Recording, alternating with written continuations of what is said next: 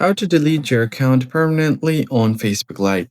Hey guys, in this video I'll show you how to delete your account permanently from the Facebook Lite app. First thing you're going to have to do is open up the Lite app and make sure that you are logged into your account.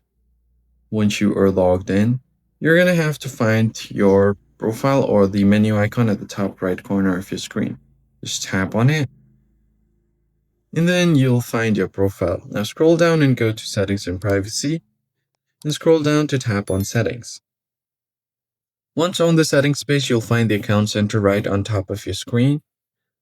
Head over to your Account Center, and then you can find different options here. All you have to do is head over to the Accounts option at the bottom of your screen, and there you'll find all of your available accounts connected to your Account Center. And then you have your account ownership and control. Just tap on it. Then you have the option for deactivation or deletion.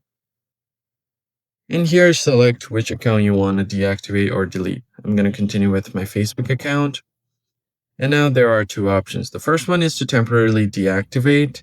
So when you log back in again, your account will be reactivated automatically.